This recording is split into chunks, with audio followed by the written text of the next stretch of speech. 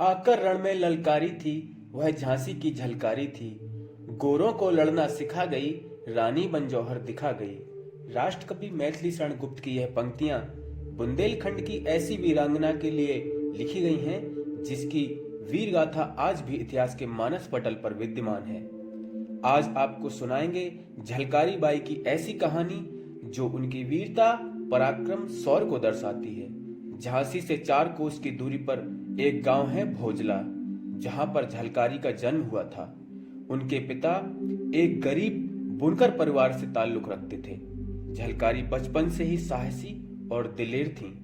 बचपन में ही उनके पिता ने उनको घुड़सवारी और शस्त्र चलाना सिखा दिया था।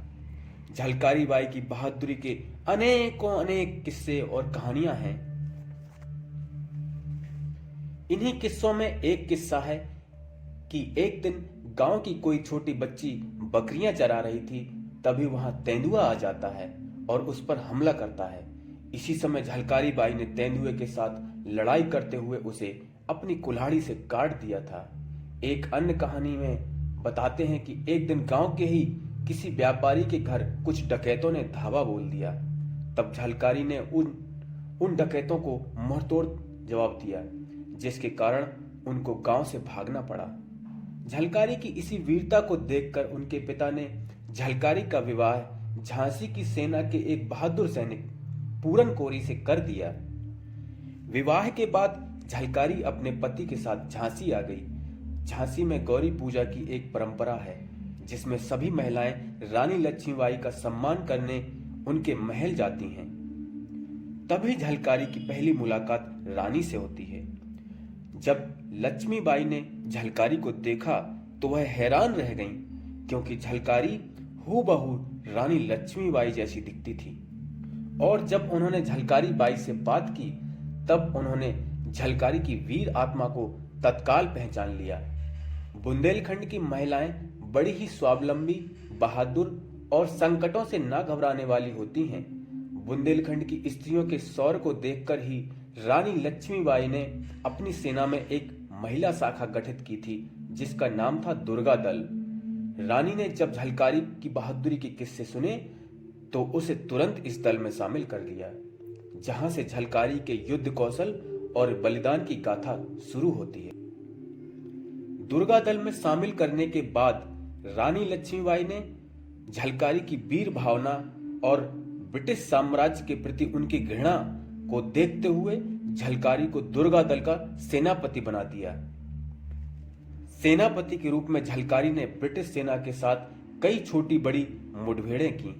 वे अक्सर रानी लक्ष्मीबाई का भेष धरकर, उन्हीं के वस्त्र पहनकर और उन्हीं की तरह साफा बांधकर घोड़े पर सवार होकर निकलती थीं। समय के साथ इसी तरह झलकारी बाई युद्ध कौशल में निपुण होती जा रही थीं।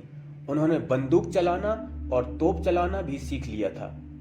वे दुर्गा दल की ऐसी वीरांगना बन चुकी थीं जो ब्रिटिश सेना से किसी भी आक्रमण का जवाब दे सकती थीं।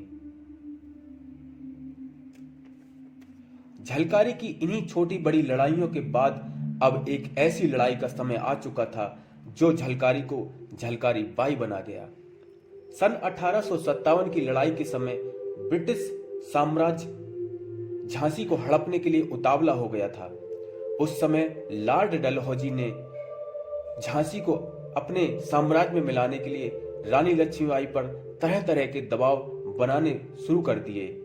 इसके जवाब में रानी लक्ष्मीबाई ने स्पष्ट संदेश भिजवा दिया कि मैं अपनी झांसी कभी नहीं दूंगी।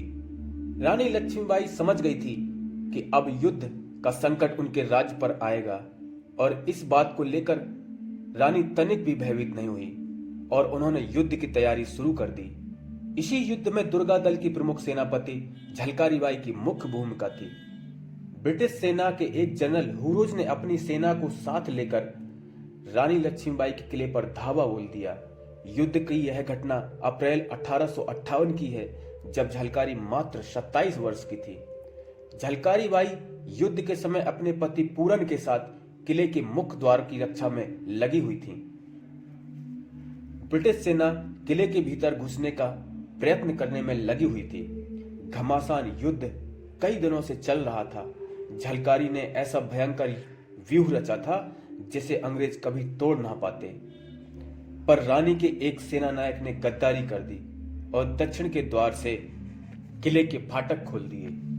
ब्रिटिश सेना के भीतर घुस आने से झलकारी समझ गई थी कि अब उनके किले का पतन निश्चित है, क्योंकि अंग्रेजी सेना द्वारा रानी लक्ष्मीबाई को अब चारों ओर से घेर लिया गया था।